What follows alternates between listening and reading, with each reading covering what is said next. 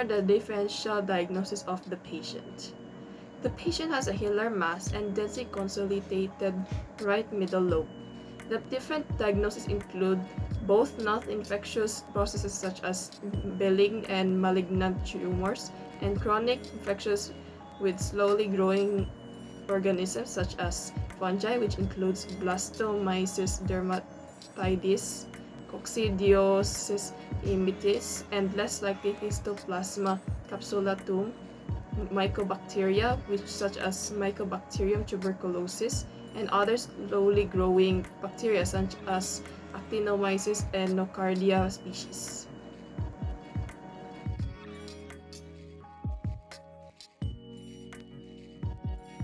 So what is the morphology of the fungal agent? So the morphology of the fungal agent is a fairly large, broad-based budding yeast is typically of this organism. It is a dimorphic fungus, so at room or ambient temperature, it grows as a mold, and at a body temperature of 37 degrees Celsius, it grows as a yeast. Mold forms are produced when the fungi are grown in mycological cultures, while the yeast forms are produced when the fungi grows in host tissues and some specializing culture media. It is the etiologic agent of the North American blastomycosis, and it should not be confused with Paracoccidioides brasiliensis, which is the agent of the South American blastomycosis. Blastomyces dermatitis is endemic in much of the southeastern United States.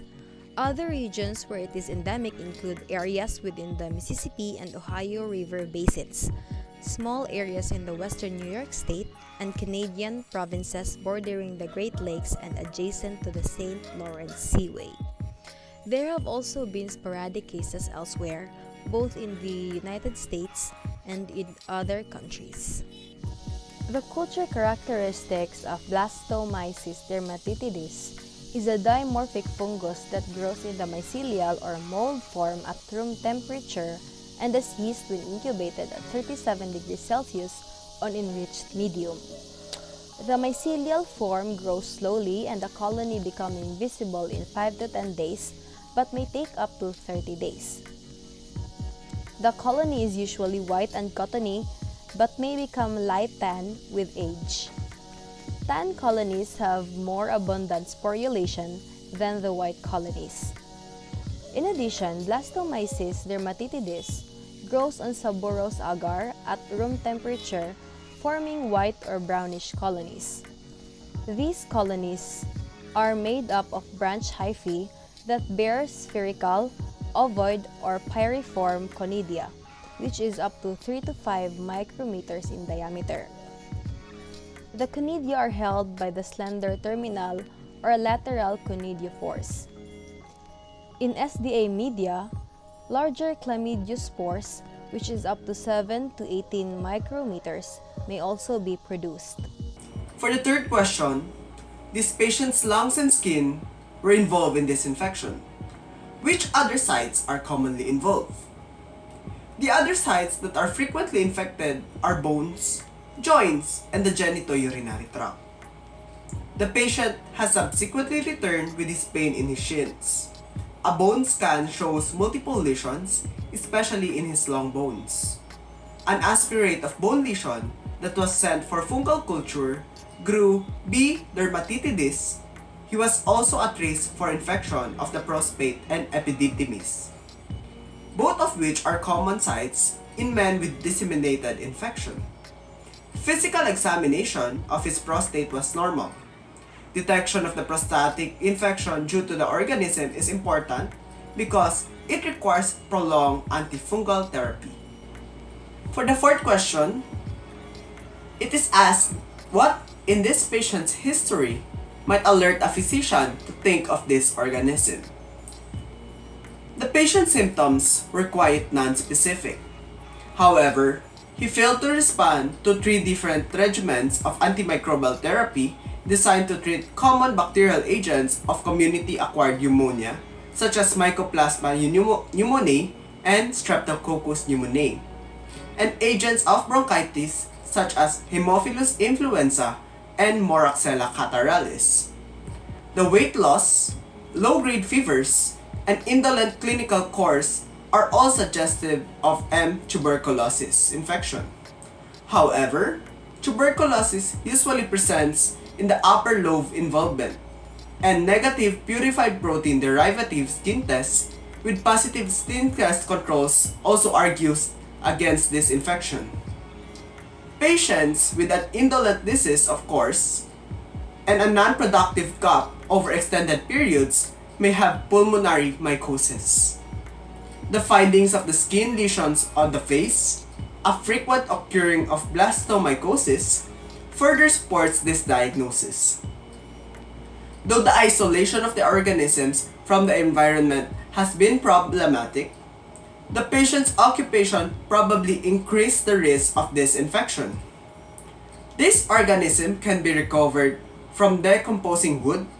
He probably was infected by inhaling spores while cutting down dead trees or branches. His skin infection was secondary to his primary pulmonary processes. On the basis of the patient's clinical presentation, a wide variety of microorganisms will be included in the differential diagnosis. Different techniques are required to best demonstrate the different organisms that need to be considered. Acid-fast stain was done to detect mycobacteria. Despite the negative skin test and the typical chest radiograph for tuberculosis, Mycobacterium tuberculosis must still be considered as most other bacteria. Modified acid-fast stain is used to detect Nocardia species, which could cause infections, with a case presentation similar to the patient.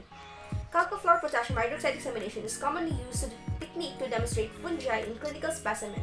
Fungi are fairly refractory to the activity of potassium hydroxide, while human tissues are dissolved, clearing the specimen and making microscopic demonstration of calcofluor staining of the fungi much easier. Calcofluor white non-specifically binds chitin and cellulose and particularly useful for highlighting the cell walls of fungi in specimen. The sensitivity of calcofluor potassium hydroxide examination of sputum has ranged from 50 to 90% in patients with pulmonary blastomycosis. Other special stains such as methenamine silver or periodic acid shift may demonstrate presence of fungal elements in histologic specimen and are most often used to stain specimens from patients with extrapulmonary disease. Sputum culture is a high yield and culture of bronchial washings in patients with pulmonary blastomycosis approaches 100%. Once there has been growth of the organism, the confirmation of the identification is often performed with commercially available chemiluminescent DNA probe. Although a urinary antigen with the H. capsulatum antigen test, which may prove useful in clinical care, serologic testing for B. dermatitidis is both insensitive and lacking in specificity. For the prevention and treatment of this fungal agent, itraconazole is a type of antifungal medication that is typically used to treat mild to moderate blastomycosis. And Amphotericin B is usually recommended to severe blastomycosis in the lungs or infections that have been spread to other parts of the body. Depending on the severity of the infection and the person's immune status, the course of the treatment can range from 6 months to 1 year. Currently, there is no available vaccine to prevent this blastomycosis.